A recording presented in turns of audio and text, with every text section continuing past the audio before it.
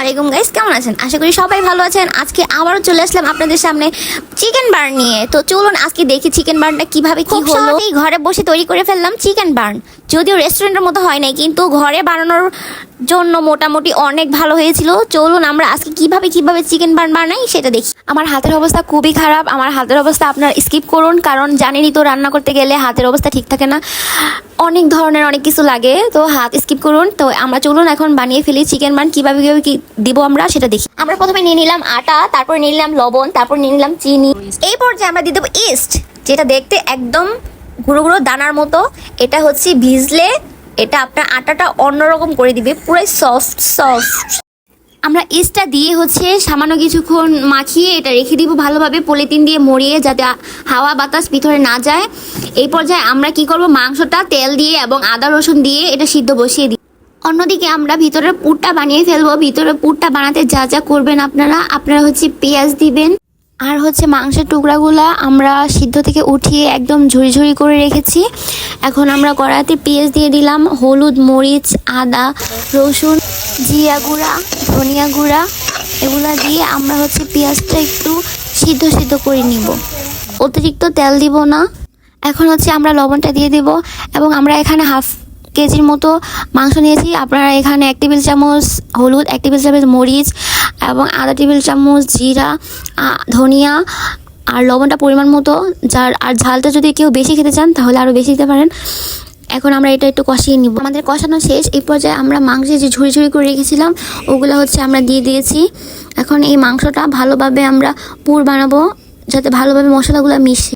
মাংস সিদ্ধ করার সময় যে পানিটা ছিল ওটা আমরা ফেলে দিইনি, এটা এখন আমরা কাজে লাগাবো। এই পর্যায়ে আমরা চুলার জালটা একটু বাড়িয়ে দিব এবং বারবার অনবরত নাড়তে থাকবো, যাতে পেঁয়াজগুলোর সাথে মাংসটা একদম মিশে যায়, এবং এটা বারবার নাড়তে হবে যাতে নিচে লেগে না যায়, সেদিকে খেয়াল রাখতে হবে। এই পর্যায়ে বলে রাখি, আমার কোনো দোষ ত্রুটি হলে, ভুল হলে আপনারা ক্ষমা সুন্দর দৃষ্টিতে দেখবেন এবং আমাকে কমেন্ট করে জানাবেন যে কেমন হয়েছে আর কি করলে আরও ভালো হতো। আমরা যে আটাটা মাখিয়ে রেখেছিলাম সেটা এখন অনেকটা ফুলে গিয়েছে, দেখতেই পাচ্ছেন ফুলে প্রায় দ্বিগুণ হয়েছে এবং আটাটা অনেক সফট হয়ে গেছে। ধরলেই বোঝা যাবে যে আটাটা এখন অনেকটা ফুলে গিয়েছে। আর এই পর্যায়ে আমাদের পুরটা রেডি হয়ে গেছে। এখন আমরা দিয়ে দিব সয়া সস এবং হচ্ছে টমেটো সস। আমাদের এখানে সয়া সস ছিল না, তাই শুধু আমরা টমেটো সসটাই দিয়েছি। আপনারা চাইলে সয়া সসও দিতে পারেন। এখন আমরা হচ্ছে আটাটা গোল গোল করে নিব, যেটা আমরা আগেই সুন্দর করে মেখে নিয়েছি।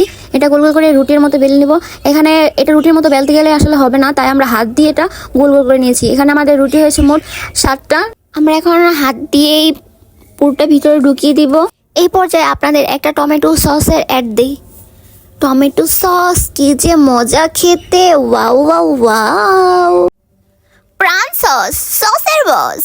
এই যে আমার আটাটা এরকম হয়েছে, তো এইখানে হচ্ছে আমরা পুর ঢুকিয়ে দেবো। এখন এই আইটেমটা আমি ফার্স্ট টাইম বানাচ্ছি, জানি না কেমন হবে। আমার প্রথমে অনেক নার্ভাস লাগতেছিল যে এটা কিভাবে কি করব। আমি যতবার এটা ঠিক করতে চেষ্টা করতেছি ততবার এটা ভেঙে যাচ্ছে। জানি না এটা হবে কি না, তাও আমি দেখি যে এত কষ্টের ফল আসলে হয় কি না। তো প্রথমটা একটু কেমন জানি হয়েছে, আমি আবার ট্রাই করতেছিলাম যে দেখি না এবার হয়তো বা ঠিক হবে। তো প্রথমটার পর হচ্ছে আমরা দ্বিতীয়টা খুব ভালোভাবে আমরা বানিয়ে ফেললাম। এটা কোনো রকম পুরোটা বাইর হয়নি এবং হচ্ছে এটা সুন্দরভাবে আমরা করতে পারছি। তো আপনারা দেখুন এটা কিভাবে করি, চোখ রাখুন লাইফ লং পেজে। অবশেষে আমাদের এটা বানানো শেষ। এখন আমরা এটা টেস্ট করবো যে কীরকম হয়েছে। যদি একটু পোড়া হয়ে গেছিলো ফার্স্ট টাইম, তো পরের সময় ঠিক হয়ে যাবে। এখন আমরা এটা টেস্ট করি, দেখি যে ভিতরে আসলে কীরকম হয়েছে মজাটা। আমার তো আর জিভে হচ্ছে না, মনে হচ্ছে যে এখনই খেয়ে ফেলি, কিন্তু ওরা আসলে এত অপেক্ষা করাচ্ছিল আমাকে। আমার মন চাচ্ছিল যে এখনই আমি ভেঙে খেয়ে ফেলি, দেখি টেস্টে কেমন হয়েছে। যদিও ফার্স্ট টাইম আমার আম্মু ট্রাই করছে, বলছে যে অনেক মজা হয়েছে। তো এখন আমাদের পালা, আমরা দেখবো এখন খেয়ে এটা কেমন হয়েছে। আশা করি ভালোই হবে। যদি ভালো হয় তাহলে নেক্সট টাইম আবার বানাবো, আর যদি খারাপ হয় এটা তাহলে আর নেক্সট টাইম কোনো আশা থাকবে না এটা বানানোর জন্য।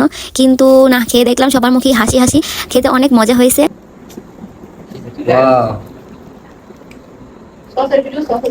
সসের বস, প্রাণ সস। বিসমিল্লাহ।